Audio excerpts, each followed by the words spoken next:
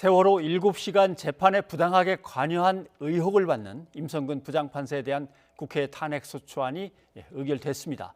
그 이후에 이를 둘러싼 논란이 보신 대로 계속 이어지고 있는데요. 박지훈 변호사와 함께 살펴보도록 하겠습니다. 어서 오십시오. 안녕하십니까? 임성근 부장판사의 탄핵소추안이 국회를 통과하고 나서 사법연수원 동기라고 하는 사람들이 140명이 거기에 대해서 이제 탄핵소추안이 이제 통과된 데에 대해서 규탄 성명을 낸 것 같습니다. 근데 이름을 다 자기 이름을 적었나요? 자기 적진 않았고요. 사법연수원 17기입니다. 17기. 이 임부장 판사의 동기생들이 300명이 이제 그때 선발이 됐기 때문에 300명이 동기생인데 140여 명이 이제 익명으로 성명을 냈습니다. 사실 어떻게 했냐면 이 동기생들의 어떤 채팅방 방이 있나 봐요. 이 방에서 이런 걸 하자라고 했고 동의했던 사람들 일부 140여 명이 익명으로 김명수 대법원장이 먼저 탄핵돼야 된다. 뭐 이런 뉘앙스로 성명을 발표를 했습니다. 근데 그 부분이 제일 궁금해하는 부분입니다. 김명수 대법원장을 먼저 탄핵하라는 얘기는 그럼 대법원장 탄핵하면은 임성근 부장판사의 탄핵도 정당하다고 인정을 한다는 뜻인지 이 탄핵 자체가 아니라고 하는 건지 누구부터 탄핵하라는 이게 논리학상으로 좀 안 맞는 논리상으로 안 맞는 좀 것 같습니다. 급하게 만들었다는 느낌이 들기는 합니다. 그래서 논리학상을 맞지 않고 일단은 이 상황상 임성근 부장판사에 대한 탄핵은 맞지 않다는 기본적인 뉘앙스가 있고 그 얘기를 하면서 오히려 지금 뭐 거짓말 등등 논란이 있는 이 또 사법부를 길들이려고 하는 이 여건에 또 김명수 대법원장의 탄핵이 필요하다는 뭐 두 가지 얘기가 동시에 지금 들어있는 걸로 보입니다.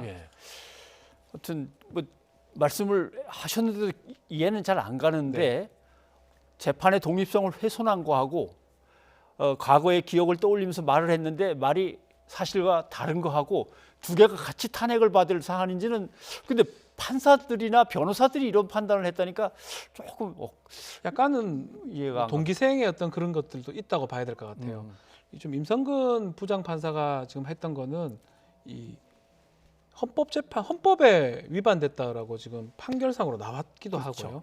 근데 지금 만약에 이제 우리 김명수 대법원장이 정부의 뭐 청와대 얘기를 듣고 너 사표 쓰지 마라라고 얘기를 했으면 영 다른 문제입니다. 그런 게 입증됐다면 이것도 권력 분립에 반할 수가 있는데 그게 아니고 본인의 권한으로 본인이 사표 쓰는 건 맞지 않다라고 했다 그러면 요거는 뭐 법률 위반이나 헌법 위반은 전혀 될 수가 없고요. 다만 해명하는 과정에서 지금 거짓말 논란이라든지 이런 것들이 문제될 여지는 있다고 봐야 되겠죠.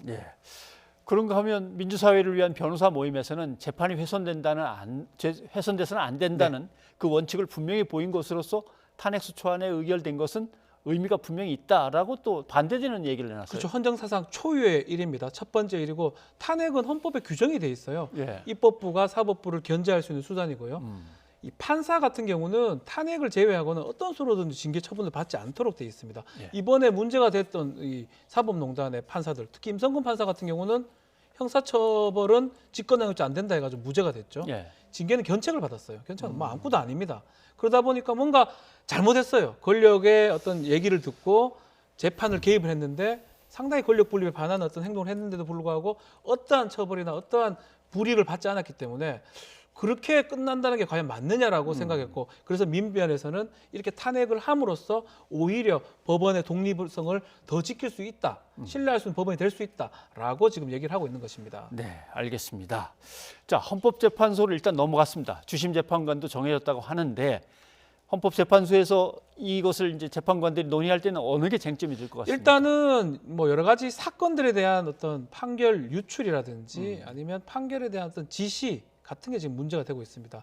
특히 가토 그 상계신문 지국장 관련된 사건이죠. 명예훼손 사건. 그 사건이 지금 가장 큰 쟁점이 될 것으로 지금 보입니다.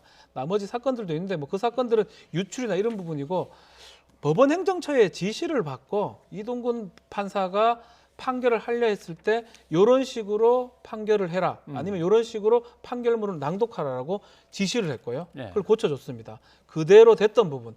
아마 이 부분이 가장 문제가 되고 법원 행정처는 그 당시에 뭐가 필요했냐면 뭐 상고법원 등 이 행정부하고 이 거래가 지금 됐던 상황입니다. 행정부는 뭐 강제징용 판결이라든지 이런 거 해달라고 했고 이게 우리가 소위 말하는 권력 분립에 사실 반했던 거고요. 사법농단의 핵심이었는데 이 핵심 사유들에 대해서 이 법원에서 판단을 받을 때는 무죄가 다 났습니다. 예. 무죄가 나다 보니까 요게 지금 탄핵 소추가 됐고 아마도 저는 좀 일정을 좀 빨리 당기면 이 퇴임 날이 2월 28일인데요. 예. 3월 1일 날 퇴임이 되는데 그 전에도 가능한 게 사실관계가 지금 형사 재판을 통해서 다 밝혀졌어요. 예. 이제 판단만 남았어요. 예. 그렇기 때문에 시간상으로는 지금 나오고 있는데 이것도 똑같습니다. 재판관 9명 중에 6명이 찬성을 해야지 탄핵이 인용이 됩니다.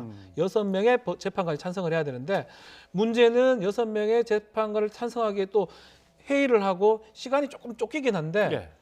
사실관계가 맞네 안 맞네 따지기보다는 거의 사실관계는 재판으로 다 확인됐기 때문에 또 판결문 다 기재가 돼 있어요. 그렇죠. 예. 그걸 갖고 판단을 한다면 28일 안에도 가능성이 있다고 생각이 듭니다. 지금 빨리빨리 처리하면 가능하다 이 얘기가 나왔으니 말인데 사실은 저 여당인 민주당이 저건 재판이 끝났을 때나 국정농단 사건 있을 때 바로 했어야 되는 거 아닙니까? 사실 하려면. 많이 늦었어요. 예. 뭐 임기 퇴임은 벌써 예상이 됐던 거고요. 예. 그렇다면 그때 집권한 정체가 이게 국민들 납득을 못해요. 어떻게 법률 위반은 아닌데 헌법 위반이 되냐 이게 무슨 말이냐고 다들 고개를 갸우뚱거렸거든요. 어쨌든 간에 법리대로 집권한 정체는 법률 위반 안 됐다면 그때 헌법 위반 상황을 얘기를 해가지고 그때 바로 탄핵을 소출했다 그러면 예. 이전에 결정이 났겠죠 아마도. 이거는 어떻습니까? 사실 기자들이 몰래 녹음하는 거는 취재하다 보면 많이 합니다. 네. 다만 그것을 사용할 때는 뭐 대단히 제약을 받죠. 가능한 사용을 못하게 돼 있습니다만은 대법원장을 만나러 부장판사가 들어가서 몰래 녹음한 걸 몇 달 뒤에 사용하는 것, 녹음도 그렇고 사용도 그렇고 일단 법을 아는 사람들끼리는 어떻게 되는 겁니까? 녹음을 대화하는 과정에서 녹음하는 거는 법 위반이 아닙니다. 아, 예. 녹음기를 틀어놓고 나갔는데 녹음하면 도청이 돼서 이건 처벌받을 아하. 수가 있는데 내 목소리 담겨 있습니다. 임성근 부장판사가 네, 뭐 이런 목소리도 들리고 아마 녹음기를 숨겨가서 이렇게 녹음을 했던 걸로 보이기 때문에 근데 다만 이제 법적으로 문제 삼을 수는 없는데 예. 녹음기를 갖고 간다는 거 저희 변호사 입장에서 봤을 때는 예. 뭔가 캐치하기 위해서 가는 겁니다. 아니면 뭐 약간 나중에 뭔가 써먹기 위해서 쓸 수 있겠다. 그게 아니라면 녹음기를 가지 않죠. 특히 이 거취를 확인한 자리고 대법원장을 면담하는 자리에서 녹음을 할 수 있는 사람이 과연 아니 그 잘못됐다는 건 저는 예. 법적으로 문제가 없지만 이거는 뭔가 충분히 좀 얘기거리가 된다. 우상호 이제 후보 같은 경우도 아니 이게 말이 되느냐. 이거 자체가 탄핵을 해도 되는 뭐 이런 뉘앙스로 얘기를 했거든요. 예. 그러니까 사실은 녹음을 할 수는 있지만 그렇다고 해서 녹음을 했다는 건 참 놀라운 일이긴 합니다. 그럼 다른 사람한테 주고 다른 사람한테 공개를 해버리는 행위는 어떻습니까? 녹음이 적법하기 때문에 예. 그게 만약에 명예훼손적 얘기가 있다 그러면 그건 아. 다른 명예훼손이 될 수가 있지만 줬던 거에 대해서 어떤 다른 걸로 처벌할 수는 지금 없는 그런 상황입니다. 그리고 이제 국민들이 제일 궁금해하는 건 그렇습니다. 만약에 아까도 이제 사법연수원의 동기생 140여 명이 탄핵은 안 된다. 네. 이게 왜 탄핵이 되냐라고 이제 항의 성명을 냈다는 얘기를 했습니다만은 그걸 그대로 받아들인다면 만약에 다음에 똑같이 어느 판사가 또 다른 판사에게 압력을 넣어서 판결문을 고치고 자기가 이렇게 하는 게 맞다고 압박을 한다면 그때 가서도 아 그건 무죄고 탄핵 소추 안 되는 거야 이렇게 얘기하면 됩니까? 그게 문제입니다. 그래서 아마 젊은 판사들은 오히려 이게 원할 겁니다. 만약에 이게 탄핵이 된다면 누가 이걸 지시를 하면 선배 법관이나 위에 법관이 예. 탄핵받습니다. 이거 안 됩니다라고 할 수 있는 아하. 그렇기 때문에 이게 처벌을 이렇게라도 해야 된다라는 게 아마 여권이나 민변이나 이렇게 그래서 이런 얘기를 하는 걸로 보이고 만약에 이게 이렇게 처벌이 안 된다 그러면 앞으로도 계속 재판 이렇게 해라 판결 써라 이런 일이 합법화될 수 있는 문제가 생기겠죠. 예. 아무튼 뭐 사상 처음 있는 일이다 네. 보니까 상당히 혼란스러운 질문들이 계속 나오고 판단들도 엇갈리고 해서 이건 일단 헌법재판소가 뭔가 좀 분명한 얘기를 하면서 네. 어떤 선을 그어줄 거라고는 기다려 봐야겠습니다. 예, 박준 변호사님 고맙습니다. 감사합니다.